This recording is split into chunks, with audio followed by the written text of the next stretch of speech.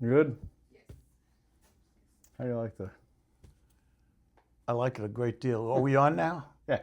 Okay, Yeah, well, I but like it. we'll edit this part out. Well, sure. I do have a question. Should I be looking at the camera or at you? It's up to you. What do you do? So, like with this, I've probably, if you ask me a longer question, I probably look at the camera when I answer. But if we're just chatting, I don't give a shit. Okay, or if that's the third party wise guy, I can glance over there and like give a raise an eyebrow or something like You that. can do whatever you like. Okay. But it's much more free form. The company podcast, which we shot yesterday, is a bear. It's just a bear. It's a lot of work, man. I'll bet. 20 minutes of video, it takes me, I don't know, it'll end up taking me 8 hours to edit it. Well, it's a good thing you're getting paid a lot of money to do these kinds of things. Oh, yeah. This is retirement money. You're spending it. All right, so this is going to be the debut of season 2 of My Side of the Fence. And as you can see, it's going to be video. The audio one will still circulate like it has previously, but we'll add video. This will end up on YouTube and whatever podcast platforms support video as well. So, and again, my first guest is Rich Meyer. Welcome to the show. Well, Andy, it's great to be here. You know, we always have a good time hanging out, and I think we'll have a good time today. Yeah. There's so much to discuss locally, nationally, internationally. And, you know, I figure that we should, you know, the things you should never talk about, like religion and politics, I think we should dive in deeply. So, you know, you really, you got my attention the other day when you posted on Facebook about sort of becoming an independent. Yeah. And we can dive deeply into that, but I thought it was an interesting description that you gave it. Why do you feel you're now independent, whereas you weren't independent before? You know, I would say that I've been an independent, or trending independent anyways, for several years. And, you know, I was and am kind of a stodgy, old school, fiscal conservative. Now, my buddies in the Tea Party from back in the day might take issue with that description, but certainly in Manassas at the time, I was conservative, and the party elders considered me to be too conservative. Now, I don't think most of the people today would accuse me of that, but mostly it has to do with the absence of a serious approach to governance at several levels, at the local level and certainly the state level with this data center stuff, and at the federal level. There's not even a discussion around the deficit or health care, other than spending more money at the federal level, yet pulling more money out of health care at the federal level. Now, whatever you think of health care, government being involved in health care, I think everybody agrees we need a functional health care system. And for a lot of folks that don't have means, that doesn't exist here. So, long answer is, I feel like the party has drifted in a far more populist direction, and I can respect that, but you can't ignore $40 trillion in debt. Certainly you can't. I really wonder what it means to be an independent. I think a lot of voters, if you ask them, are you a Republican or a Democrat? They, you know, some are, quote, registered, whatever that means. Right. You know, but I think a lot of people, certainly a lot of people would characterize themselves as more liberal or more right. And typically the Democratic Party is going to swing liberal, and the Republican Party is going to, you know, swing right. uh, in general. And so, they there's certain exceptions, and I think you pointed out a couple of ways in which that's changed. But this very week on the radio, I just was hearing a lot about different people becoming independent. I think I read something in either the Wall Street Journal or the New York Times. Certainly, at one point or another, we vote in a couple of primaries, or in your case, you run for office, and Right. once that happens, there's a little R or D or something else. But I could see more people becoming independents. Now, in terms of the people who run for office, No. there's you're losing whatever apparatus currently exists, but at the same time, you can jump right into the race. You don't have to go through a primary. Yeah, well, I think what's happened is on the continuum of politics, liberal over here and conservative over here, it probably used to be 70% of the electorate identified as one or the other. Now, I might have just made that up, but I can tell you that, though, that percentage is shrinking as, the party primaries demand ever more conservative or liberal candidates who then run in the general election and try and, make nice with independents. Right. And you can see that causes problems. I mean, Spanberger is having those problems right now. She ran as her thing wasn't uniter or divider, but it was, I'm going to govern as a reasonable person, and she's just kind of made a hash of it, at least in my view. I like some of the stuff that she's done, but not very much. But that's what happens, and you run with like in Texas.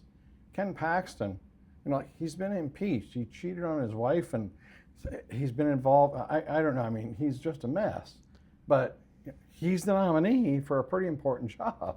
And Cornyn, and he had great seniority. Yeah. And everything else, but he suffered from only voting with the president, was it 93% of the time? Something like that. But look, that's just how things are. I got it. Well, how about we'll stick on sort of a national thing first. The Iran deal that we haven't seen yet, or at least I haven't seen it. I mean, so here's the thing. You have a classic mismatch in opponents. I don't think there's anybody better out there, maybe the Israelis, at dragging things out. The Iranians, they're just masters of it. And they've done it for 50 years. I just don't see how there's a clear mismatch between like them and Trump. Trump he decided, one day we're going to war with them. And we blew up a lot of stuff and killed a bunch of people. And then it all just kind of stopped and nothing's been happening. And now we have a 1.5-page memorandum of understanding with Iran because the Trump administration seems to be fed up with it. But I got bad news for him. This is just the start. The Iranians are very good at this. My view is, going back to the original bombing, I've got to say it that when a country's been messing with us quite overtly for a long time, Yeah. and really does say death to America, They really did. and they're developing what appears to be, material suitable for bombs. On balance, I could see the merit, and I saw the merit in blowing up those areas. And, then I sort of saw less merit as we went along. As a red-blooded American, there's parts of me that say, yeah, let's get them. But, that's the base of my brain thinking, Right. not the front part. Right. So, the Strait of Hormuz was open before this whole thing started. Yeah. It's going to be open again, but only if we pay a bunch of money, or someone's paying a bunch of money. We don't really know who yet. And the nuclear issue is not resolved. No. Certainly we slowed them down and all this, Yeah. but it's not resolved. So I'm looking at it and I'm thinking, so what did we accomplish? Okay, well, now I don't want to talk about what we didn't accomplish. What we accomplish? We certainly slowed down their program, right? And they know we mean business, whatever that means. I mean, look, we spent a lot of money and blew up a bunch of stuff. No one wants that, especially the ones getting bombed. Right. Right. But, I don't know where it goes from here. I don't know what kind of inspections we're really going to be allowed to have. And and this is really secondhand, there's some language in there, and I haven't seen it, so I may misstate it. I believe it says something like, notwithstanding anything else therein, each side recognizes the sovereignty of the other. Yeah. Well, once a sentence like that is in there, and something else says, but you can inspect, the other side can always come back and say, well, yeah, but you're doing it in such a way that is inconsistent with recognizing my sovereignty. And like I said, the Iranians are masters of stuff like that. Yes. So at best, we could have some, I guess we got to have some real inspections, however that's done. Seal up forever in 100 feet of concrete, whatever's down there. Right. But I mean, there needs to be, this is going to be a continuing thing. For anyone who says this is resolved, No. at best, what's resolved is we're not fighting at the moment, Right. which is, That's okay. That's okay, Yeah. except that we went in there to accomplish something, and it doesn't seem to me that we've accomplished it in the way we were trying to accomplish it. But Well, be that as it may. look, I think most Americans, I think, would agree with the notion that, the time had come. These guys have been screwing around for all of this stuff. They keep pushing us. They have these, third parties that they use to shoot missiles or rockets at Israel, and enough's enough. Right. I think where kind of like, the wheels fell off, where it became obvious we didn't have much of a plan beyond, we are just going to go in there and blow up as much shit as we can. We're going to kill the leadership, and we're going to do all these other things. And it was kind of like, okay, well, what was step two? And I don't get a sense that a lot of people felt like we were adequately prepared, especially the Gulf of Hormuz thing. Now, certainly, the Navy can take care of that. We have 2 carriers there at present. That's something they can handle. But sure. It seemed like after the blow it all up part, they were just kind of making it up as they went along. Well, I'll tell you, even if it opens up completely tomorrow, because of the threat that continues to exist, because however unstable we thought it was, it's more unstable. Right. Right? Yeah, you're right. So that means risk goes up, which means insurance costs go up big time. But, okay, so we beat that to death. Man, there was another international issue I wanted to discuss. Oh, no, more national. These guys who were arrested trying to attack in Washington, Right. apparently the night of the UFC event or something like that. Right. And I could care. I mean, the fact that there's this whole hoopla about whether the Secret Service and the FBI completely coordinated. Aside from all that, Right. what strikes me, and it's something we all need to remember, is, the way we kind of describe ourselves in society these days is kind of like, well, there's people on the right, and there's people on the left, and we feel real differently on policy, and even worse, maybe they think the world's flat, or that Right. we should become communists. But I got that.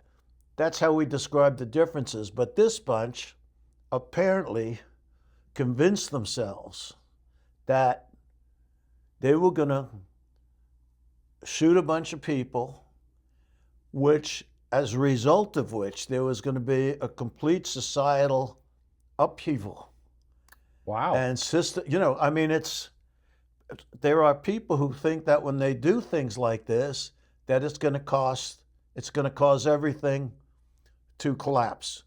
Now, they could be part of something bigger. I'd have no idea. Okay, Yeah. I have no idea. But it's just to say it's cloudy thinking is to say a lot. Yeah, that's pretty generous. I was really surprised. It's like, oh yeah, there are nutty people out there. It's, I mean, the UFC thing, whatever you think of that. I mean, I don't mind watching some UFC. I don't love putting that giant crab thing in front of the White House, but whatever. It also doesn't, I'm not on TV banging away about how horrible it is, but it is an attractive target. There's no denying that. Yeah. Even with whatever security they had there, and I'm sure it was lots. It's an attractive target. I hadn't heard the bit about they want society to collapse and No, not about the UFC fight. I'm talking about the people who were arrested. Right. You know what I'm talking about, right? Right. Yeah, I don't know what to think of that.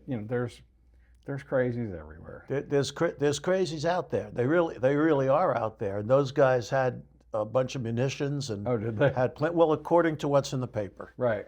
That's literally all I know. As far as the UFC being at the White House, that wouldn't have been my scene. That's not what I would advise doing. Yeah. But look, he likes the message. The president likes the message it sends, and there are a lot of UFC fans. Yeah. And from a political standpoint, he wants to feed his base. And I would assume I'm sure I know his base is wider than just the UFC fans. Well, yeah. But look, Yeah. and maybe he just wanted to be outrageous, and you know what? He is, and It's what he loves. right. So I can't, I can make fun of him for that, but that's not really, that doesn't do anything. No. The bad planning on some things, and all administrations plan poorly. But the stuff where they repainted the pool and Right. now there's algae in it. Right. But that's I don't, this can't be. I don't want it to be a bash anyone's session. Well, I just don't. yeah, you're right. I mean, a lot of administrations do some things that are ill-advised. They make mistakes. It happens. The reflecting pool. I mean, even I think Obama took a run at it too, and was not entirely successful. So, Right. I don't feel like I need to beat up. See, what was Trump going to be is that the big arch, if that was built, that would cast a sufficient shadow on the reflecting pool, and then there wouldn't be algae. No, that's no. Well, the Anyway. arch doesn't really bother. I think it's too big, but the idea of putting something there doesn't break me up either. But I think what a lot of people, including myself, it bugs me that like suddenly all of these approvals exist, and but I agree with the folks who are like, you can never get anything done in Washington because you got to go to 85 discrete bodies and get approvals for this, that, and the other. But suddenly we're just an arch that big is going to show up, and it took them 6 months to get it approved. That seems like it could use a little bit more due process. Right, or something. Something. But I think when you have one of the president's greatest strengths is that when he wants to get something done, he can get it done. A weak spot there is, if there's problems, no one wants to tell you there's a problem. Right. No one says we've got to fill this out or that out, and Right. they run into sometimes embarrassing situations. But then it's just a question of do you care and all that. Yeah. I mean that is one of his greatest strengths. I mean, there was a story in his book, The Art of the Deal, from what was that, from the 80s or something? Or I read a story about him at some point, anyways, where New York City, was trying to get that skating rink fixed. What is it, Rockefeller Center? Woolman skating rink Yeah. in I think it was the Central Park one. Maybe that was it. And the city had tried and failed some number of times. And Trump swooped in there and managed to get it done. And the reason he managed to get it done is the reason that anybody has been in business and is successful to get stuff done. And that's because you know a guy, and that guy and you do a lot of business. And you just pick up the phone and say, Yeah. hey, I need to get this fixed. Well, what we don't have to ask ourselves is whether we're voting for him again, because Right. it's that will not be an opportunity. No, Some people think it might be, but I just don't I don't see it. People from both sides, Yeah, you know. I've heard them talk about it. So on one side, people say, "Man, he's got a plan," and then the people on the other side say he's just going to take it all over. What did you So- see? What's his name? The Raging Cajun, James Carville. I think. Oh yeah, I read an interview with him yesterday, and he said that Trump's going to walk away from the presidency by some point next year. Yeah, I think he's just trying to grab headlines with that kind of bull. so moving more locally, I voted, as you know, both sides of the aisle locally. Heck, I've done it nationally too. And this year, I plan in the city council race to vote for people on different sides. But in my view, they earned it. It's so, as you know, it's been, people love to throw rocks at all types of officialdom, Oh, sure. unless they really love the candidate, in which Oh. case they're pure, They give him a but- pass. uh, corroboration bias. But there's not a lot of people who run. I mean, first of all, the people who complain, and it's okay to complain. You don't have to run to complain. No. But at the same time, you're just getting regular citizens who are running.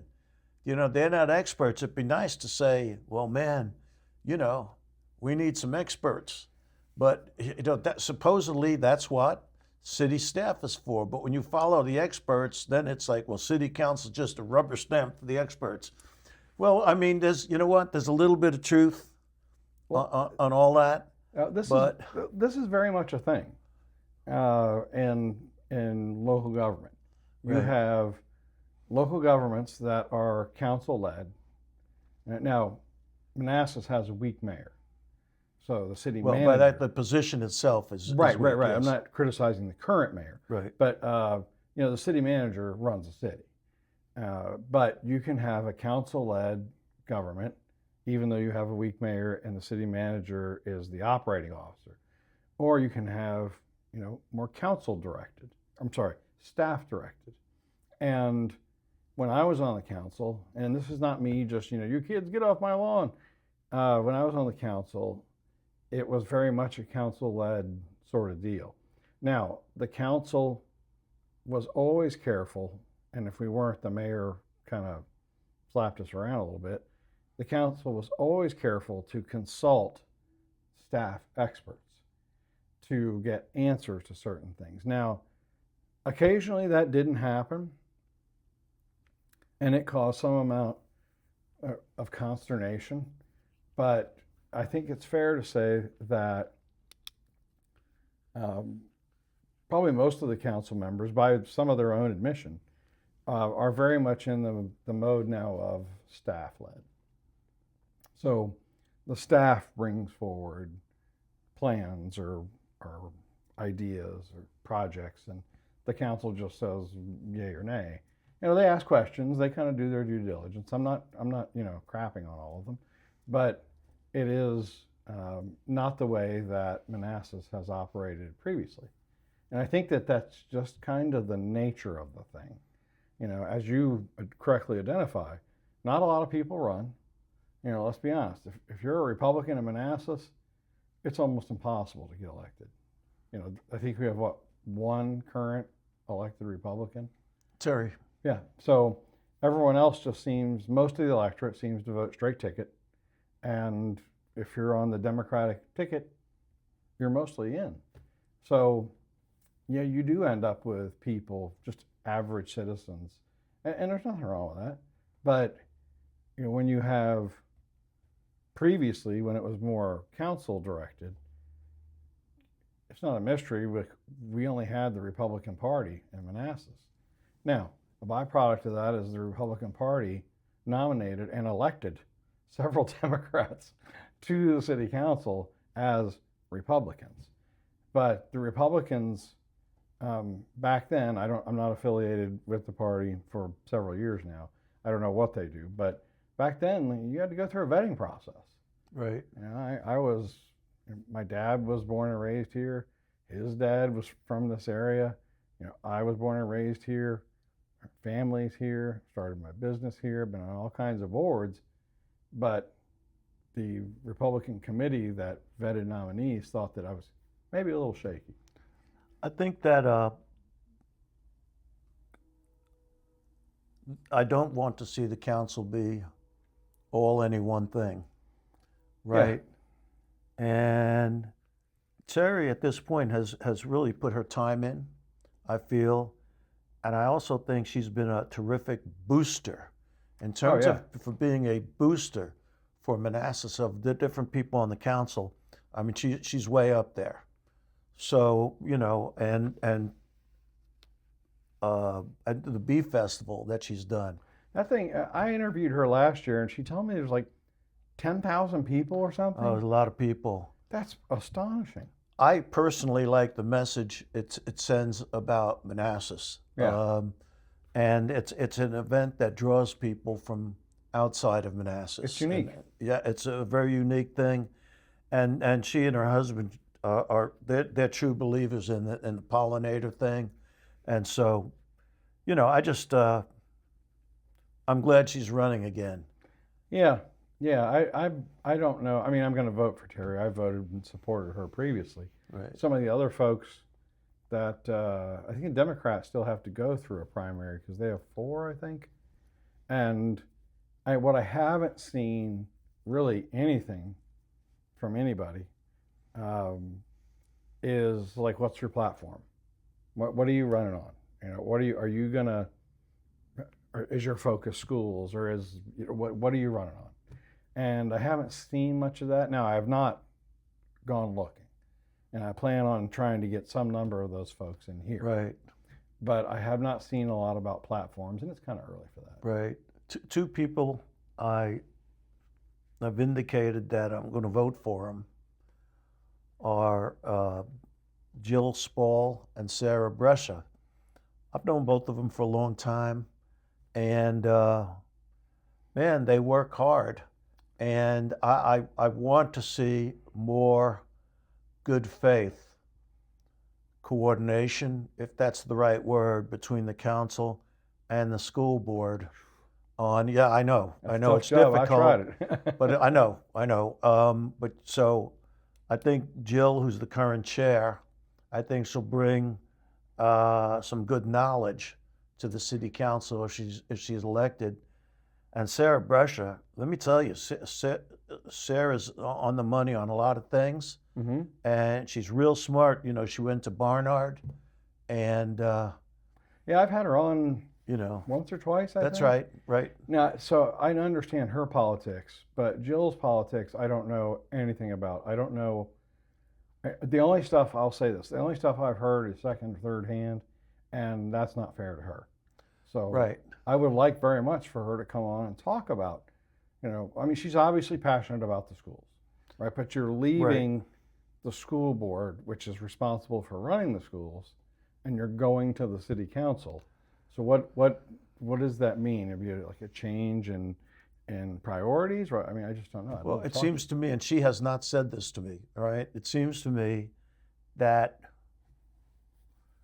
whether rightly or wrongly, at times the school board seems to view the council as a stumbling block.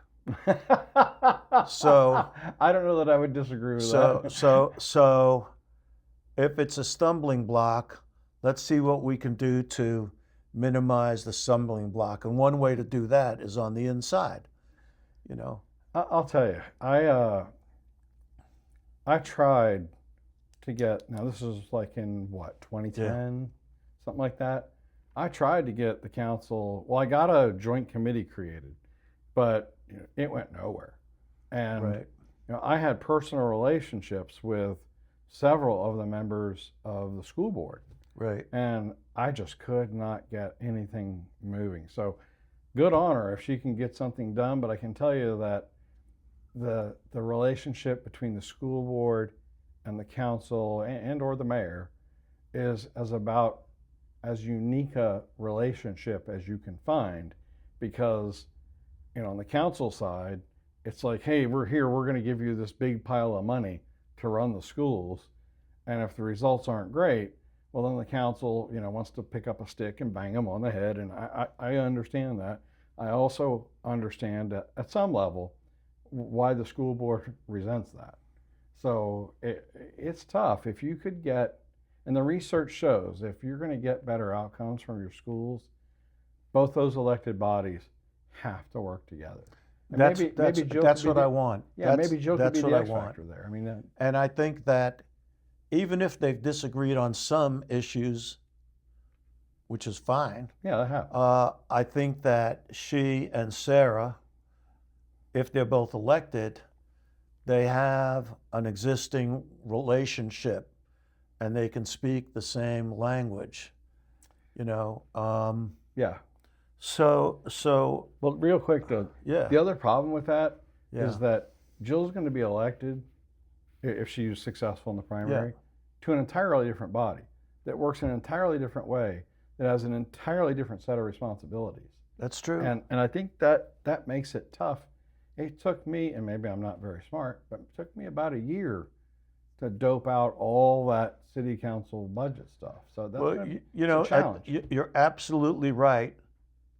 But she does bring some knowledge with her, Oh no, as no, she's opposed not. to someone who hasn't been in her Well, the position. school board has an enormous budget. It might be bigger than the city Right. council. So, and just by the way, like I've known Ed, her husband, since Right. 1980 or something. So, and I've known her for a long time too. I mean, these people they're not strangers to me. No, not at all. Not at all. So we have I guess I'd call it a somewhat unique candidate running this year, Colin Turner, who lives right on Portner and West. Oh, does he? Oh yeah. I didn't know where he lived. Yeah. My impression the gray house, part of one of those row houses. Yeah. That's like a hotbed of activism over there. Look, he's young. He hasn't served on any positions in the city. Okay. He got involved, to his credit, in the effort to save the Bennett School. I saw that. Yeah. Okay. And from my standpoint, and I told him this too, I said, you did a good organizing job. And it's not just, the job is way more than rallying the troops. Oh yeah. But he did a good organizing job. He a lot of people apparently on both sides of the aisle like him. Now that doesn't mean they're voting for him. Well, right. But they might vote for him. I thought he showed a lot there. Caitlin, my next door neighbor, who's a very talented communicator, Yeah. has been assisting him and had a kickoff party for him this past Saturday. That was very well attended. Yeah. And he's running, as you know, as an independent. I saw that. Yeah. And in my view, at least, he means it. I realize that when you run as an independent, you skip a primary, but I don't think that's why he's doing it. It seems that his mom and dad grew up. I mean, he grew up with a mother and father who voted in two different ways. Yeah, so did I. So, and so I like the fact that he lives in Old Town, Yeah. and he seems to conduct himself very well. So I'm not sold yet, but I do think well of him. Yeah. So I mean, the stuff that I've seen on Facebook, and that's the only stuff I've seen. right. I mean, he seems like a smart guy who has, a good approach to the whole matter. Again, I want to see like what. I think he talked something in that speech that I saw about like transparency or something. Right. And that's great, but Manassas needs more than that right now. Right. There is also, I think, some things I guess could be more transparent, but if you dig, you can find your answer to a lot of things. Yeah. Like how to get on committees and all yeah. these different things. It's not hidden, but I appreciate how it can seem hidden. Let's talk energy. Let's first talk about the Prince. This is so if you have, if there's one or two people watching, the good people out there, they can now get their friends because we did talk about a little bit about energy and Manassas and data centers. I know people love data centers here, They're very popular. especially the folks who live around the battlefield. But first, let's just talk about a little bit about energy locally, specifically regarding the Prince William Power Station. That's not the one, that we had to replace by Battery Heights. It's unrelated to that. Is that still a temporary replacement? Are they building a new one there? Well, it ended up being easier to just buy the temporary one and have it, because if one goes down, but initially it was only going to be, we're just going to lease it for a while. Yeah. In any event, so there's been two pretty good blackouts at that station that affected a number of people in Old Town. Mm-hmm. And I could very snarkily add that because I have a Generac at my house, that cost me $11,000. My power didn't go out, but Right. But I'm not suggesting that everyone should or could do something like that. So when the first time it happened, and I can't remember at this point whether it was an hour or not, but when those things happen, the various city officials get noticed, and at some point you know exactly how many minutes was out, sort of multiplied by how many households were affected, and they know that businesses get all fouled up. They can't use their credit card machines. Anyway, so it's a big deal when that happens. So naturally, I was real interested in why did this happen? Right. So, I got a quick answer first. The quick answer I got was after they studied it, after they initially looked at it. Like they sent the guys out there and the gals, and they all checked it out, and we're doing dangerous things. And the initial answer was, we don't know why this happened. So I felt, well, I like the truth, but let's find out a little more. So I was looking forward to the next utility commission meeting.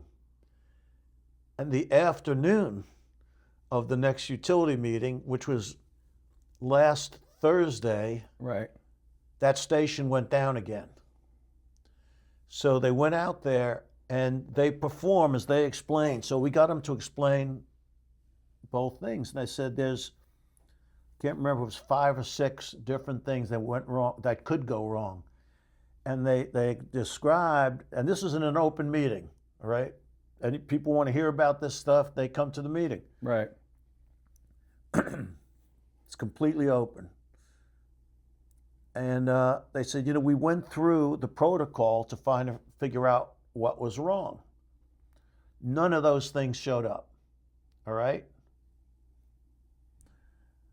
There's one thing that you can't check apparently without causing all kinds of havoc. Right. But they don't believe it's that. There's a good chance it's something that happened on Dominion's line that caused our station to shut down, or whatever you want to say it happened. Right. Okay, so I know that the utility department is really engaging with Dominion to find out, look, what kind of blips showed up, on your screens and all that. And I'm sorry to say that as of the other day, they weren't getting the best. Dominion's not going to help us.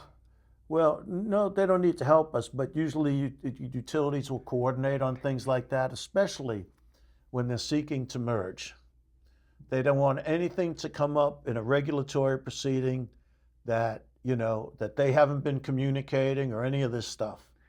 But that's about the best you can do. But you can raise it. If you the number want. one contributor to state races, House and Senate? What? Oh, well, right. And once they're merging with Nextera, who's way bigger, we'll get nothing.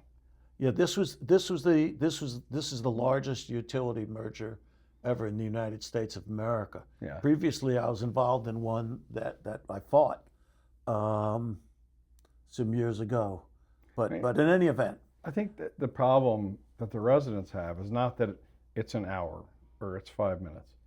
Yeah, I can sit in the dark for a half an hour. I don't care. But it is, the frequency is frustrating to the point where, like, for all of my AV stuff, I now have 2 battery backups. Right. Because some of it got damaged in one of the outages.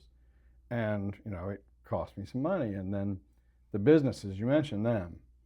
It's not just the restaurants. There are attorney offices and other experts in the Old Town footprint. Right.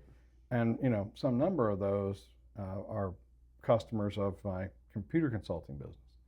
And, when that goes down, and it stays down long enough, over the weekend or whatever, the battery backup shut down all the servers, and then Monday morning for us is a free-for-all.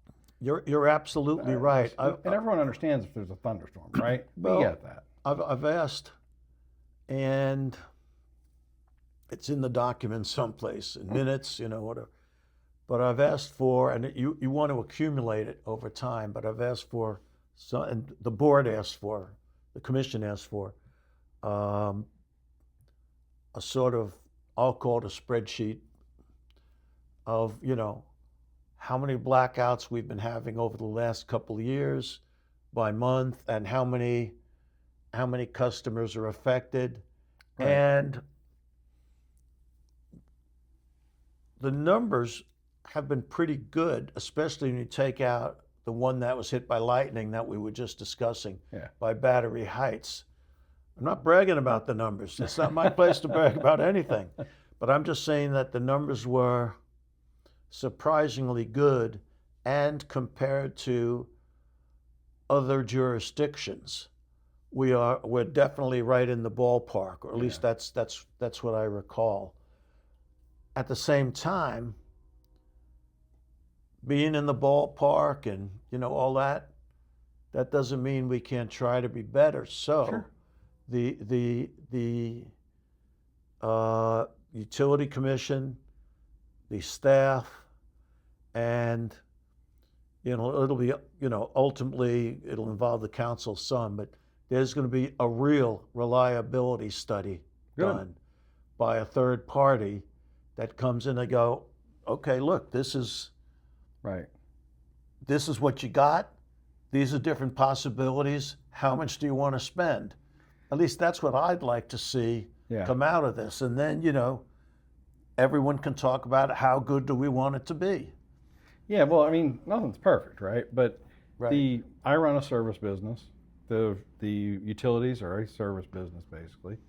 And I'm very familiar with the idea that, we called you guys 2 weeks ago for this printer and we're having problems with it Right. again. And, when I go back and look at the service tickets, well, no, Right. that's not what happened. It was a separate problem, but it looks like this problem. And now suddenly we're the problem. I get Right. that. Another having to do with energy, although we'll come back to electricity, or having to do with public services, is Lake Manassas. Do you know Lake? You probably do know. I don't know if our friends know. Lake Manassas holds 5 billion gallons, Yeah, it's a lot. right? And right now, it's pretty much at capacity.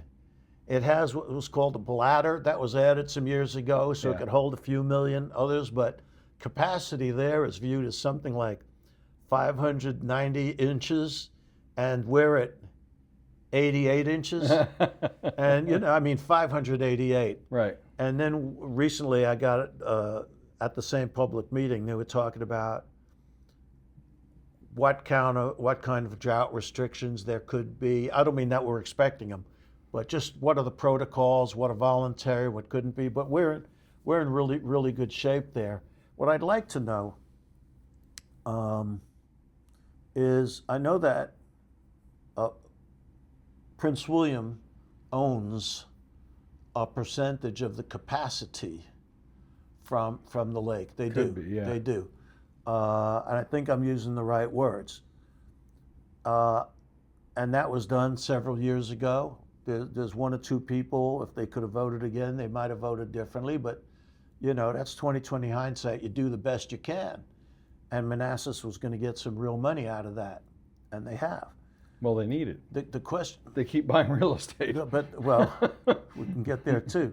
But what I don't know about is, and I should find out. I'd like to find out is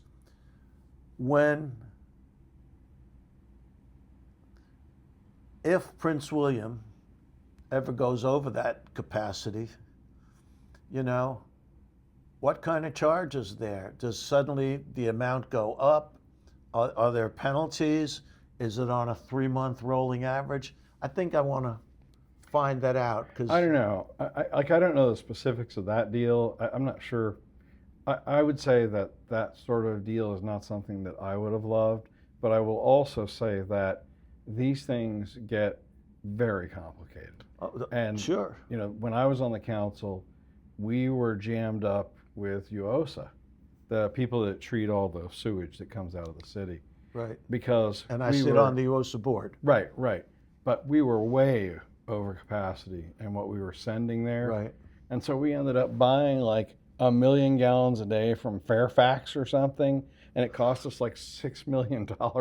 And I'm just sitting in this meeting going, "You're kidding me."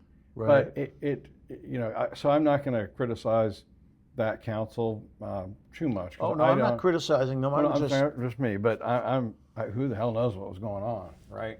right. No, the person who told me I respect a great deal, and they said, man, if they could do it over again, they'd really reconsider. But that time's passed. It's hard to tell sometimes, and those are areas where you do rely on your staff experts. There's not a council member who's an expert in waste management and UOSA and all this. That person doesn't exist. Especially when the city I don't know what the amount was, but if the amount was 20 million or 100, I have no idea. The city typically doesn't turn down things like that, especially back then. But it's sometimes we get into a little bumping match with Prince William. Now, Prince William's bigger than us. They have more money, all this other business. But you think about the Bennett School. Now, I don't know how much we want to save that or not. I don't want to get into that. But it's not just a question of do they have the right to tear it down or not? It's also a question of let's look at our arrangements beyond who owns the Bennett School.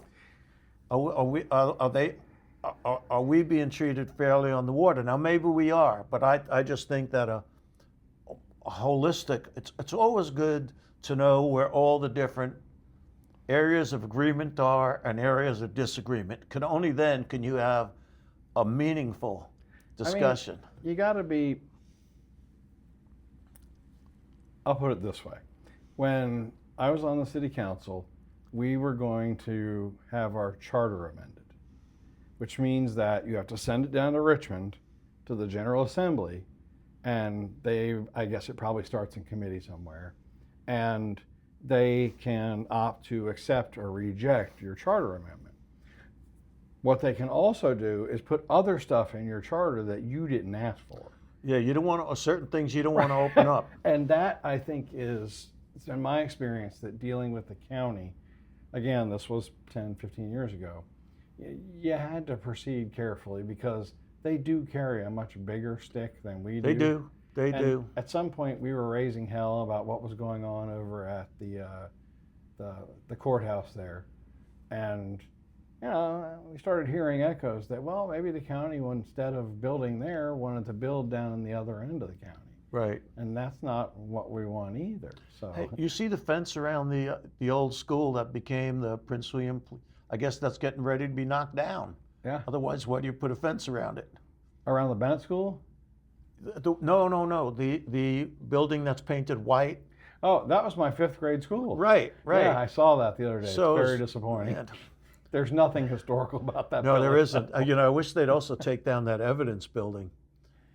Well, And that then- was the circuit court building originally, and it's an eyesore. Yeah, Holy mackerel! Well, yeah. that's unbelievable. So, My dad went to Bennett. I know. I don't know that you're going to have much. We're going to get much traction with the county on saving that. It's plunk in the middle of what they're trying to do. It's plunked in the middle. Look, at best, I think it's going to be. They could have a little. They could save a couple of those. Giant sandstones. The columns. The columns. Yeah. Incorporate them somehow, or have some kind of. Otherwise one can see, and I'm sure it's already been said. Manassas, you want it saved? Just give us the money to save it.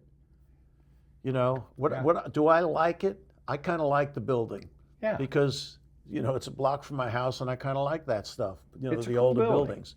Yeah. But I mean, I think, I don't know, I've noodled. I mean, I don't even have any idea what it would cost, but like moving it. But where the hell would you put it? Well, who's paying for it anyway? That's not. Well, that's who's not paying going to for it? happen. Yeah. Or at least I don't see it happening. No. Okay. Data centers for a moment. So well, maybe more than a moment. As soon as that blackout happened, and when Prince William was down, it's the data centers. To everyone's knowledge, it had nothing to do with the data centers. Plus, we don't serve the data centers, right? They get served directly by Dominion. Right.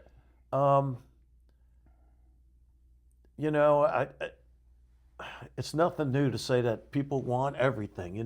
They just want everything. They want a big house that's, and by everyone I mean me too. Right? I want a big house. My house is only 2,000 square feet, but So I want less than that. people want a big house, and they want it cold in the summer. They want it warm in the winter, and they want to have several TVs connected to the internet and all this other stuff. And we got the phones, and Right. and we use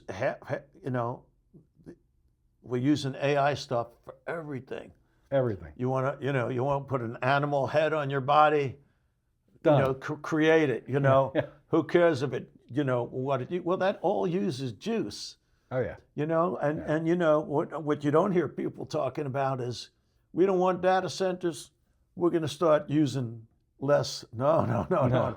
That's like Jimmy Carter reminding people correctly that put on a sweater, turn down your thermostat. Well, that cost him, among other things. That was really used against him. So anyway, that's number one. Number two, the conflicts are the political conflicts. Oh. And I'm not even talking about who wants it in their backyard. I'm talking about the president, and I think most presidents would say, charge ahead. We need to be ahead of this AI curve. We can't let China or some other friendly country Right. get ahead of us, and that's I understand that. And then they say, well, I'm telling all the agencies to hurry it up. But all those agencies, like FERC, Federal Energy Regulatory Commission, they operate under statutes. There's Yeah. only certain things they can do. So what FERC has, so PJM, in response to something that I'll try not to get too Right. weeby, right? PJM for us just means Listen, the grid. if I get too weird for you, just look at my legs and entertain yourself for a while. And I apologize for not shaving. All right. The grid operator for 13 states, PJM, they have filed, I believe it would be called a new tariff at FERC that has to do with large loads. Now, you know, I don't know. No. See, It's a family show. you know, it's a family show. So, and it has to do with how your large load, but everyone knows it means data center, but it could apply to any large load. Right. How a large load can get a leg up on the, what it's called, the interconnection queue, like to be considered and all this. Right. If it has its own standby generation. All right? Usually that means on site, Right. but it, you know, and if it's willing to allow itself to be curtailed Yeah. from, you know, regular service so that the public doesn't get curtailed. All right. So, I mean, I have no idea if this stuff's going to work, but that's where it is. I know that the projections of energy use, They're we are nowhere close. No, you know, I think that, I mean, in as much as the city had some electrical problem, and maybe, you know, it came from outside of our little web, you know, from Dominion. I do think it's fair to say that, especially the people that are operating at a larger scale, are still learning. You know, you kind of ask yourself, well, we're having a lot of electrical problems, what changed? And we added a ton of data centers. So, okay, you know, we're figuring it out. But I do think, I mean, I understand FERC and stuff like that. You and I have talked about that a fair amount. But the thing that I wish I saw more of, and maybe it's just not written about a lot, is nuclear energy. You know, there's all of these, you know, new technologies. I think Gates is involved in one of them, and there's a couple of others. But that's the answer. I mean, yeah, I'm not saying solar is bad. I'm not saying wind is bad. I don't mind either one of them. But nuclear energy at, you know, utility scale, that's the answer, it seems like to me. Well, who's going to invest in it? Who's going to invest in it? Unless you know you're going to make a return, and let's say it's going to cost 30 or 40 billion. Yeah. You know, we're not saying the government needs to build them, because then you're generating electricity in competition with the whole private sector. Yeah. Right? So yeah, I mean, it's great, but who's going to do it? But there's so much money in the data center sector, so much money that you think they could, you know, work together, maybe not, and say, guys, look, you know, I don't know what the queue is for being connected to the grid right now, but I know it's not zero. Oh no, it's real long. And number one, we're not going to have enough generation. Right. Okay, that's number one. Number two, we absolutely don't have enough transmission, because transmission is what takes, you know, the electricity from wherever. Now, each state, and in many instances localities, have their own rules as to whether transmission can be built. Right. Unlike a federal highway or a natural gas pipeline, that makes it incredibly hard, difficult. Yeah. So now instead of dealing, because of, you have to deal with all these different jurisdictions, right? Typically with a generator, that's one jurisdiction, among other things. Right. But if one jurisdiction holds out, that's it. Yeah. So I'm telling you, we're really. I mean, that could be. I'm not saying the lights are going out, but Right. I am saying that I don't see how prices don't go up. You know, I know, quote, we don't want data centers near us. We don't want data centers that cause problems, but we're screaming for what data centers do. We are, and where it all started, of course, is Ashburn, Right. and I think it's fair to say that Prince William County has done a less than stellar job of siting some of those data centers. Yeah. Right up against residential neighborhoods. I think the city, to their credit, have done a pretty good job, putting them in industrial areas where you don't have a lot of citizens. So I think that's fair to say. But data centers aren't going away. So I know I'm not dying to see data centers Yeah. as I drive down 28 immediately over the bridge, right? But that's what's going to happen. But, well, number one, Micron's already on one side of it. It's and not you know like what? that is We great. thank God that Micron's there We do. And for a whole host of reasons. it's not exactly attractive, but I'm with you. I think it's a great business. And if an area is already zoned, okay, so let's say it wouldn't be data centers. Okay, then how about if it was a plastic factory and, several other things, or yet another used car lot? I mean, either you have zoning, you don't, and either allows certain things or it doesn't, and either people build near there and live near there, knowing that it's zoned for a certain thing.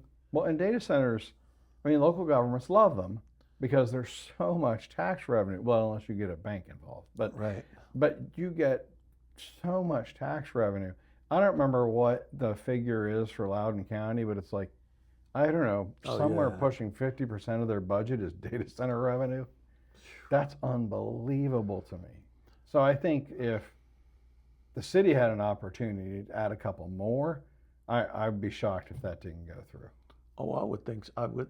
I don't know. Well, people might raise hell about it, but I still Yeah. think it would go through. I mean, if it's zoned for it and everything else, I don't see. I know. Look, it's shocking when you're used to looking at green, Yeah.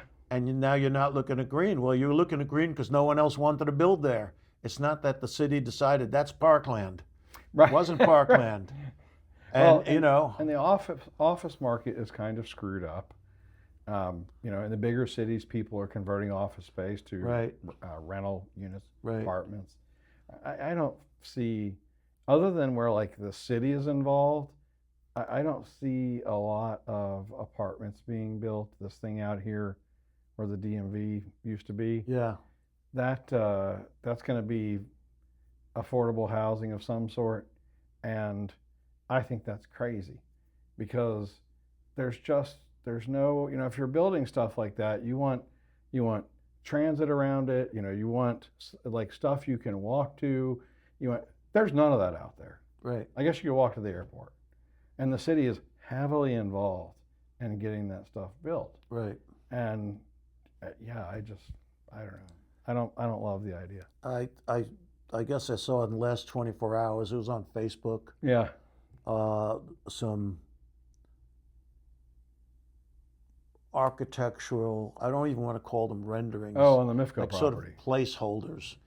And Let's hope it's placeholders. yeah, I mean, it was shocking again to see those massive structures. Yeah. But again, who's gonna buy it unless it makes and build something unless it makes financial sense? Well, my only concern. Well, I don't love the way they look. They look Right. like those apartments or townhouses that are out near the airport. Right. And I think that's fine for the airport. Yep. I think in the city center, I have a different expectation, but my main concern is the taxpayers. How Right. much taxpayer money is going to be involved in getting that stuff built? That Right. and the giant parking lot that Right. is supposed to be a hotel at some point. But are the citizens paying to build? What are we paying to build? Right. What are we giving them the dirt? I mean, and I'm not saying this in a critical way, but I want the taxpayer's interest to be looked after. That's all. Of course, right. I want my taxes to be looked at. Yeah. And that's what everyone. Because We want an operating city. Yeah. That we want to, and we want that balance. That's what you always said. You said something where I want to pay the least taxes. I don't care if there's grass growing up in the street and everything else. But I just the taxes they go ever upwards. Yeah. And we hear a lot about affordability and stuff like this. And affordability, I mean, some of those lots in Old Town, those people are paying $1,000 a month in property taxes. That's a lot of money. Yeah, that is. I want to talk about food for a second. I'm down. Listen, man, I'm down with La Chofita. What is that? That's the food truck right by the police department. That place is fantastic. Man, I really like it. I mean, I just really, really like it. So, there's right up the street from my office is La China. Yes. I love that place. I love the little place, the food truck next to the police station. Yep. I love La Jarajita. And to the point where I was talking to somebody, I don't know, 3 or 4 weeks ago, and they started talking to me about, redeveloping and gentrifying that shopping area. I was horrified. Right. To me, this is a valuable part of the community. Right. There's a little store in the back of the pizza place and all that. No, we have to keep that. 100%. Yeah. I want color. I want all different kinds of stuff. I think, we're not going to have, or I guess we could argue that we have, 2 or 3 white collar, a white tablecloth restaurants. Sure. But we could have great, and we already have some really good ones. We could have great, even better, I say Mexican food, because that's the favorite one I have, as opposed to Guatemalan. Nothing wrong with that, but I love funny, Mexican food. People will say, what kind of Central American restaurants are there in Manassas? Right. And I just say, yes. Yes, we got it. We got it. And we could have, great. We already have some pretty good Vietnamese places. We do. For pho, or pho, but I can't. It makes me feel funny to say. Yeah, that. I don't like saying that. My daughter always corrects me, but I stay with the old. I'll even if no one's around, I say it in front of a mirror, and it looks. I disgust myself. So, very last one I think is wine. The wine market has really slowed down. Yeah. Not that, forget about tariffs and all that. Apparently, according to the marketing studies, that the young people just aren't drinking a bunch of wine. And or beer. So the wine prices are actually down. And I think that, the people who, they don't quite rebottle. I mean, they buy it in tanks or whatever, and that they put in their own bottle, like Dana Gose. Yeah. And then there's another one I'm just drawing a blank on. My guess is that they'll probably get some pretty good juice, because people aren't going to sell it cheap under their own regular label. No. So I've been buying some amount of wine. I don't drink nearly as much wine as I used to, but from Last Bottle. Yep, that's right. They have some pretty good wines on there. It tends to be a little repetitive, and I like WTSO as well. Wine's Till Sold Out, but some of their stuff is a little more esoteric and difficult to quickly research. I get all the notices from Last Bottle. Yeah. And every once in a while, I mean, you got to act fast. You do. But I've gotten a couple of real good bottles.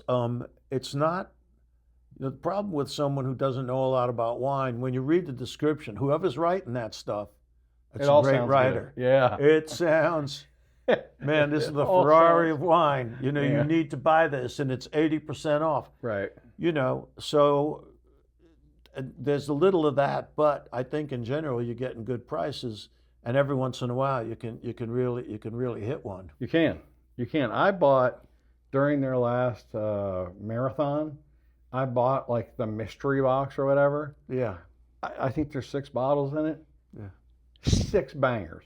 Every one of those Really? wines was good. Yeah, it's fantastic, man. Yeah, I'm not buying. I don't want surprises. Well, it was not all that expensive, and I thought, No, why not? Yeah. You're absolutely right. Now, there's 2 things we haven't done.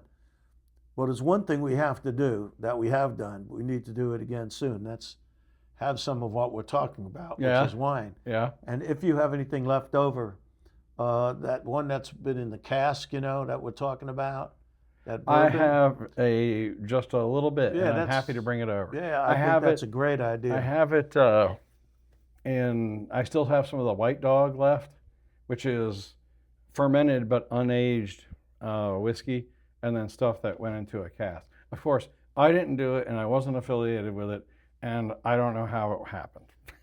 A quick shout out to Mitch and Simone on the fantastic job they've done with that house and the old church. So I worked. Great job. My dad owned the building in between those Right. two since about 1978. And I subsequently bought it, and my practice was in that building. And then she bought the house from the church, and she started renovating it. And Mitch Simone, they do great work. They really do. But, that's on the route that I run most days. Right. And so, it was my exposure to it was very incremental. And I really didn't love it. I really didn't. And then last week I went by there, and I hadn't seen it in about a month. Damn, it's magnificent. Oh, it's really It really really great. is. They've done a great job. They It's a real have. Well, they contribution. redid the house down across the street from where I live, down in Beauregard. And Oh, yes. they turned it from this basically a brick box into a fantastic looking house. That's where Simone's mom and dad were Right. living. He passed, and Right. the mom has just moved into the place the up other on house, West, right? yeah. No, so shout out to them. I just want to give a couple of shout outs. Shout out to the cattlemen. I was going to talk about what the cattlemen really are and our secrets. All right, we're done. Nah, okay. So Well, no, we don't that's have any that. secrets, really. But there's a lot of good people in town doing good things. But Yeah, well, the cattlemen, the main question you get with the cattlemen is, what is with cattlemen? There aren't any cattle, and our response is, then we've been successful. that's never occurred to me before. That's and Mark Olson, who he does a lot of stuff. Man, he gets the streets cleaned up after First Friday, and He doesn't screw around. all this stuff. And just a shout out to him and just a whole bunch of other people. There's a lot of good people in town. There are, and there's a lot of people they're familiar faces to people that have been around a while. Yep. And yeah, I mean, that thing just started off as a way to grab a cup of coffee and shoot the breeze. And Right. I mean, the discussions that we have there, I mean, I don't go frequently because I'm out of town, but they can get deep because we do have subject matter experts on. They get power deep in a number of or- ways, but well, yeah, they get deep in good ways too. And also our churches seem to be doing pretty well right now in town. Yeah. Um, Well, isn't the old restaurant going to be a church? It was a church originally, and then it was oh, you're talking about the Malone's. Presbyterian church Yeah. on the corner? Yeah, there was something called, I don't know, called Fruit of the Vine. I was thinking, man, it was going to be a wine place, but then I looked it up and it was a church, but I haven't heard anything Yeah. about it at all. So, hey, look, Andy, I'm glad we did this. Well, hold on a minute. Oh, no, please. I wanna I'm go ready. back I to like food. answering questions. Yeah, I want to go back to food. I'm ready. I had an opportunity down at the beach. There's an independent grocer, and you can get them. You can get this at other places, but you can get them to cut specific meat for you. And we had some short ribs, some beef short ribs, and we tried to cook them sous vide, I think 24 hours, and it was at a somewhat higher temperature, rendered a ton of fat, put them in the pan, the pan's basically as hot as the surface of the sun, and it was pretty good. with the rendered fat, made it, a sauce and all that fun and games. It was pretty good. I mean, everyone went away from the table happy. But then I ran across this Robert Keller recipe. Now, he's maybe the most famous chef in America currently, and has been for some amount of time, right? Mm-hmm. He does like what, Per Se in New York, and then what's his restaurant in California? Don't remember. But he's great. He's great. He's fancy. He had put together a 48-hour short rib sous vide recipe. Really? And I went and got, I mean, for you guys that have seen my sous vide recipes, a lot of times I'll just plunk it in a Ziploc because it's only going to be in there for 20 minutes, 30 minutes, an hour. I figured for 48 hours I needed to get a silicone bag. And I, just salt and peppered them, put them into the bag, fired up the sous vide, and let it go for 48 hours. And I was shocked when I pulled them out, there was almost no rendered fat. Now, short ribs have a ton of fat. There's almost no rendered fat at all. And it's because it wasn't hot enough, the water wasn't hot enough to render the fat, but it did break down all of the collagen and everything. So it didn't run out. It didn't run out. It stayed in the meat. And predictably, this was just incredible. It really was. Any herbs in the sous vide? Yeah, I think I put some thyme in there. That was about it. Nothing too much. But searing them can be difficult. Because it's not difficult. The one thing you have to watch out for is, since there's still so much fat in the meat, when you plunk it down to sear it, even if you don't do it much long, right, it renders immediately. Oh, I believe that. And so after like 3 or 4 ribs, if you don't pour the fat off, you end up frying it. Right. Which gives almost no color to the fat. Right. So that's been, I'm like you. You went through your pizza phase and several other phases. At what, do you have a phase now? So am I in a food phase right now? Probably not. I was doing a bunch of focaccia. That was fantastic. Right. I remember that. Then, I'm throwing, I started fermenting some big thing of pickles the other day. So I have them in the refrigerator from like 6 months all the way up to the present time, different. Well, the 6 months, those are going to be pretty sour, aren't they? Hopefully. Yeah. Hopefully. I'll tell you what, my favorite cast iron pan is, the biggest anyone normally has is 12 inches. That's considered a big cast iron. That's a big pan. Yeah. Heavy. Not as heavy as the 15-inch one. And if you calculate the surface area using pi and whatever that other stuff is, that's a big ass pan. That is a pan. It is a great pan, because you can put stuff, you can just cook something in the middle, or you can put 6 things in there and they're not crowded. Right. So boy, when I crank that sucker up, there's smoke coming out of the side of my house from my exhaust fan. But that's man, I use cast iron every other day. Is that right? Yeah, I really love it. But I mean, I use carbon steel. I do all kinds of junk. Carbon steel I like. It's light. The big problem can be, getting it properly coated and treated and seasoned and. You got to know what you're doing, but you know what you're doing. I guess the only other cooking utensil that I've accumulated over the last couple of years is a couple of copper pans. Now, I don't think I've ever used that. Yeah, and I'm not using the copper fry pan. Right. The copper, because I feel I get good enough use out of my other stuff, right? Which is either the heavy cast iron or just stainless, like a big all-clad thing. But the copper fry pans or saute pans, you might call them. the best ones are lined with tin. Yeah, for sure. For sure. The very best ones are actually lined with silver, but they are, Yeah, that's no one's affording those. No one even knows about that. But the standard ones are tin, and it scratches easily, and if you use too high of a temperature on it, you can damage it. Warp it, And yeah. even if you're taking care of it, if you use it with any regularity, you're going to have to get it retinned every couple of years. So I'm not jacking with that. wow. But I bought this. Off of eBay, Yeah. right? Morviel Yeah. is the brand, and they have several different layers. Sure. And I just happen to like the one. I like the look of the one that has a cast iron handle, and then it's it's 2 millimeters thick, either 2 or 2.5, the whole coating.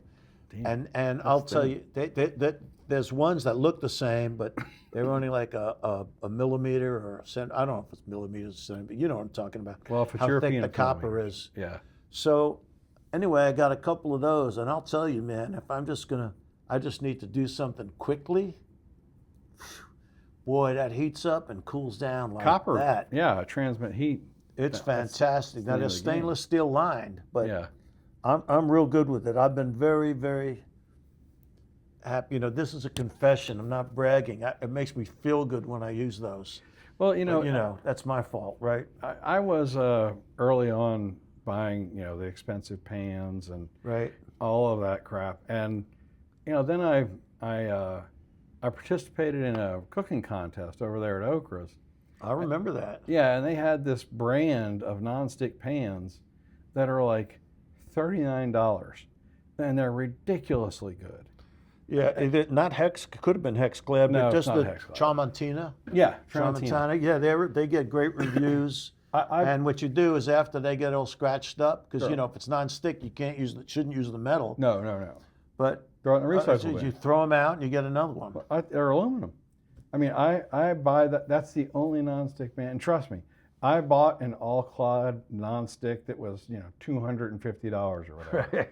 And they did replace it, but it just sits in the kitchen, because that Tramontina pan is fantastic, and it lasts well. You got to look after it, Right. but it lasts really well. And my other favorite pan is a $45 carbon steel. Oh, sure. It's just a workhorse. Of course, the other one, my probably third pan I use is Chef's pan, all clad. Yeah, I love that pan. That was the first all-clad pan I ever bought. It's when I went up to New York to reconnect with Ann at the gallery she had down in Soho, and, Right. and I went down the street because they had all kinds of cool cooking stuff there.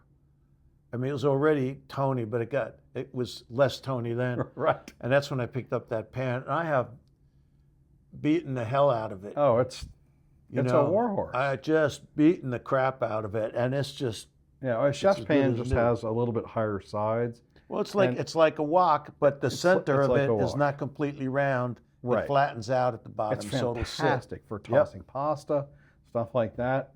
When you're finishing pasta in the sauce, it's just incredible. It's not for me, it's not a day-to-day sort of deal. Right. That's going to be Tramontina or the carbon steel pans. But the other thing I got as a gift last year for my family was a Blackstone, a griddle. Right. I remember when you got that. You were Yeah. worried about rusting and all this business. It's a fact. I mean, down at the beach, there's enough salt in the water down there that it does corrode stuff. Not as bad as the seashore, but Right. you can't just put it like in an unconditioned shed, because I did, and it rusted. So you have to clean it up and then, season it, and then the top comes off easily. Right. And I put that inside the house, and the rest of it goes off into the shed. But, it's just like cooking on that thing is a joy, because you have like these two spatulas, like what you see at Waffle House. Right. You're doing this sort of deal, and you can cook a mountain of food on that thing. You mentioned, cooking burgers or whatever on that thing. So there is something that I started doing, and it's so elementary. I'm ashamed to bring it up, but for years, I love burgers. Hmm. Man, I love the burgers at I love those burgers at Foster's Grill. I just think they're great burgers. I like them, but I always order them like not all that charred. Oh yeah, I mean I don't want them to cook. I like medium rare Well, at right, most. but like the char burger is their thing. Right, right. But I'm with you. Yeah. So anyway, the burgers I cook at home, I don't know.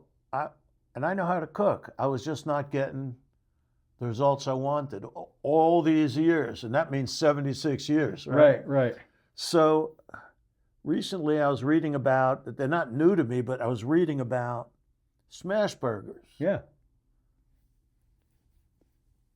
That's all I'm doing now. When I want a burger at home, first of all, it's going to cook in 2 minutes max, Yeah.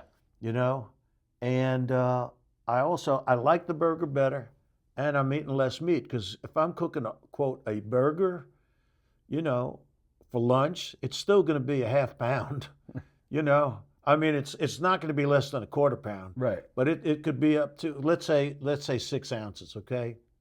I don't really need to be doing that at lunch. I know on No. screen I appear very, real skinny, Right.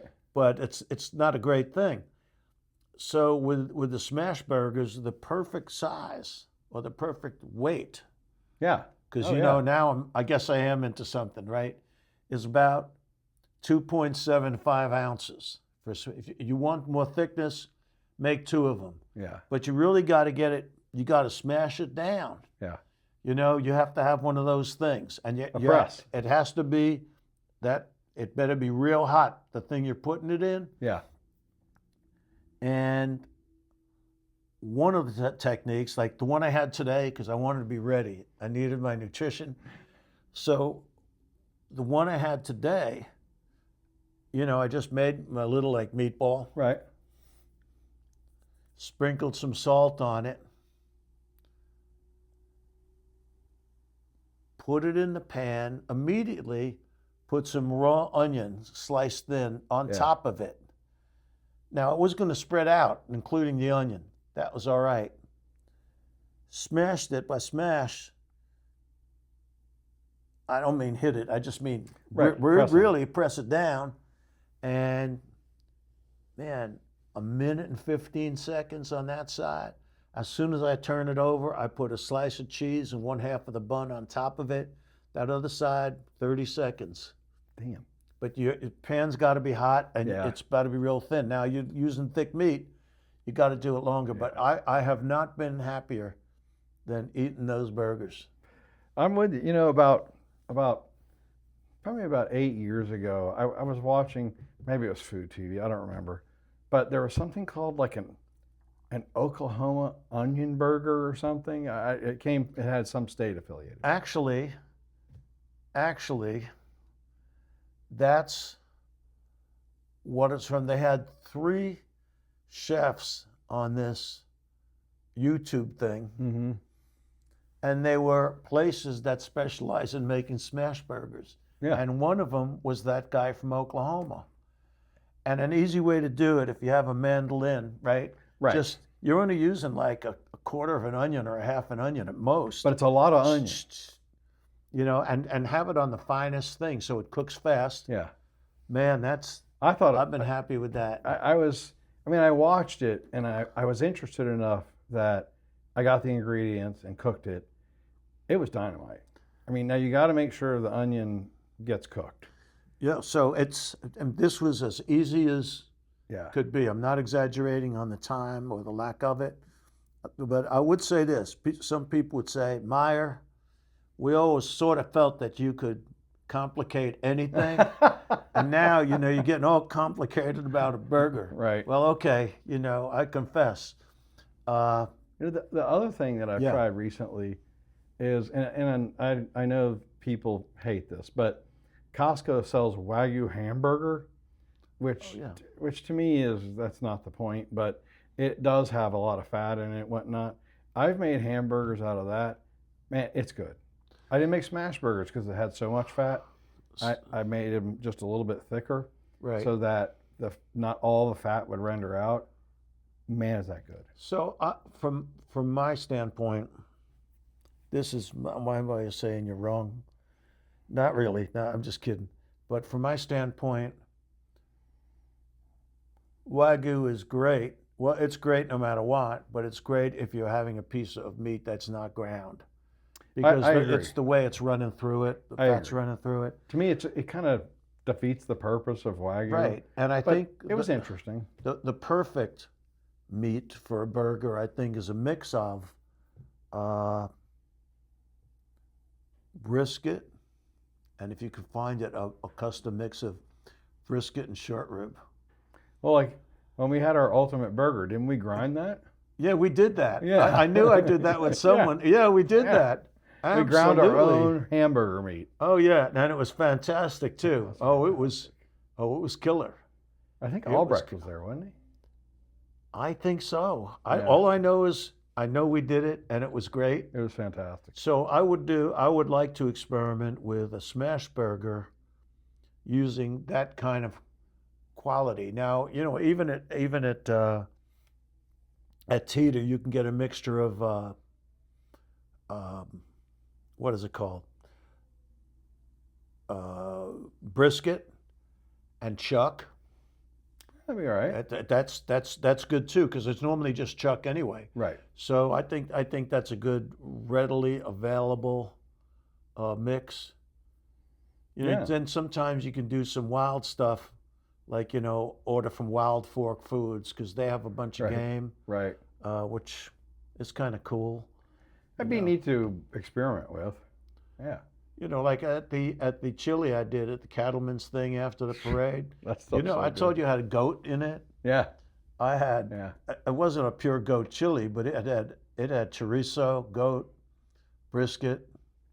Yeah. I mean, goat is a thing. When I went to India, goat is a regular on the menu.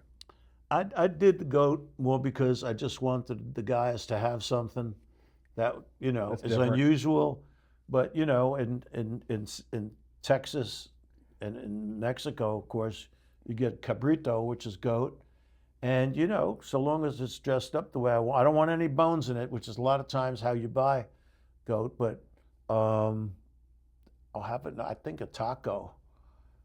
Man, maybe I didn't see cabrito tacos over at Chofita, but I don't think I've seen them over here either. I do.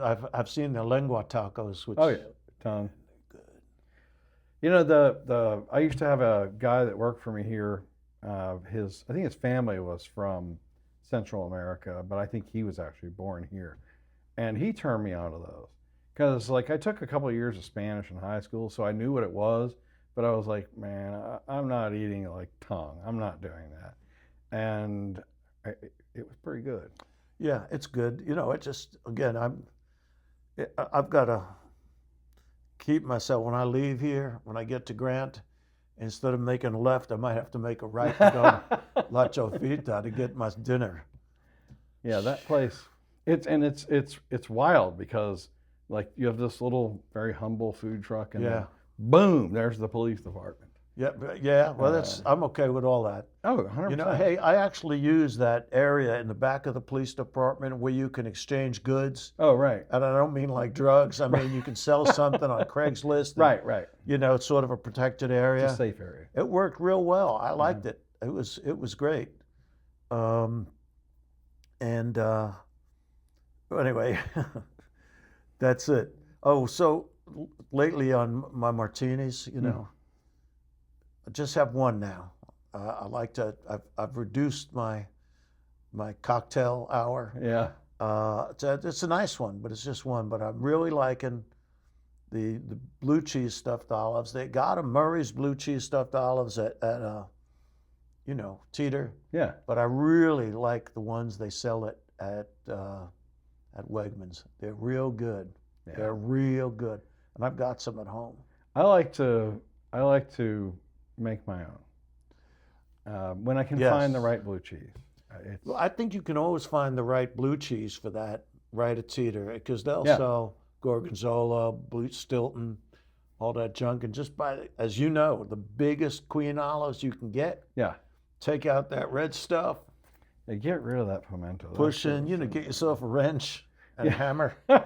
Well, I love it when you can see like the oil slick from like the blue cheese. Oh, yeah. And the little blue cheese bits. Have you tried? That's called a real dirty It martini. is. Have you tried, instead of a dry martini, a wet martini that has somewhat more vermouth in it? Oh, yeah. I saw that in the Times the other day. So, the original martini recipes had at least, I think, 1/3 Yeah. vermouth. And then, it was that way for a pretty long time. Then people started doing less and less. And then people would say, just take take the bottle. Don't even open it, but wave it over the glass. I tend to like them all. Now, I tried a wet martini, and I didn't like that as much as I like the dry martini. But I do like a little vermouth in the glass, but not much. Well, yeah, the one I made for myself the other day, I had, I'd say, a teaspoon in there, Yeah. but it was more than one shot of, it was a bigger glass. Yeah. Yeah, and it made me feel special to put this. I had a real martini today, but then me, I have it on the rocks, whereas I know it's sacrilege. It's I know that you all secretly do that at home. I know. So don't But Andy, you're right. It was not the right thing. Well, who else is a freak about martinis is Alton Brown. Oh, yes. And yes. I don't know that I think he's a stirred martini guy and not shaken. I'm what's called a lazy martini guy. I just put it in, and then I pour whatever else is going in there, and I don't even bother stirring it. Now, if it's a performance thing, if someone, I'll ask them, maybe they're fussy. And then, what I'll do if they're fussy? I'll never invite them over again. Get out of my house. To me. Get out. Yeah, I like them shaken because I feel like it melts more of the ice and it provides a little bit of a buffer for the gin. Right. But yeah, that's the way I like those things. So there was a time when you were smoking cigars, mm-hmm. and you actually had that great big humidor that you were able to get from Opera House and all that. Yeah. But you don't do cigars anymore. I don't. I always say that I do them occasionally because they hit me hard. If I have a cigar and a drink, that's it. I'm pretty much done for the evening. Right. That, and Sarah hates them. So, if I'm like over at our secret clubhouse and everybody's smoking cigars, and she basically just makes me go right into the back, undress, put all those clothes into the washing machine. Man. But they hit me hard, and I just, I enjoy smoking them. Yeah, me too. Just one a week, that kind of thing, Cattleman. Yeah. I was watching something came up on social media, an old Johnny Carson. Right. Where they had, what's that guy's name? He was a comedian, and he smoked a bunch of cigars during the day. George Burns. And he said he had between like 20 and 25 cigars a day. And I read something this past week. I don't know how. I thought it said 12, but it's possible. Maybe it was 12, but still 12 is an extraordinary number. Oh, yeah. Oh, yes. I mean, you're basically smoking all day. All day. Yeah. All day. There's not even a little bit, I don't know, 5-minute break, something like that. And of course, Johnny Carson asked him, he said, I think at the time Burns was 92. And Carson says, like, what does your doctor think about that? He says, my doctor's dead. That was it. George Burns and Gracie Allen. Yeah. But I bought a new cigar cutter. Mm-hmm. You'll just have to see it the next time you're over. It's really cool. And it's not expensive. Anyway, you'll just have to see it. It's a bit of a gadget. It's real cool. Yeah. It's real cool. It looks good. Works Yeah. real well. Oh, last thing I want to talk about, and then, call it a day. I've been spoke with Stephen Kent lately. Mm-hmm.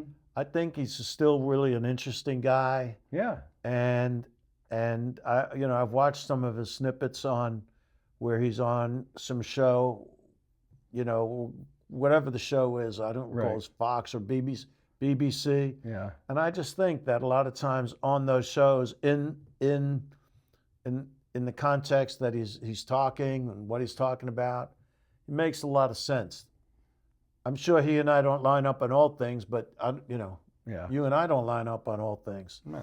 But yeah, I just think that he's a real good on-screen communicator, and I think he's doing a very highly professional job. He is. And the other thing about him, the thing that I appreciate about him is that he is exposed, at a somewhat higher level to politicos and can maybe take that viewpoint and kind of boil it down for, folks like me and you who don't leave the Manassas. Well, that or he has a far better sense of what people are thinking between 20 and 40. Yeah. Yeah, we don't. It definitely has a superior sense in terms of those things. Yeah. So, Andy, this is good. All right, Rich. I knew it would be. Yeah, it always is, man. One more time. Yeah. Adios. See you guys later. All right, let me go turn this thing off. I hope it recorded it all. We would have to do it over.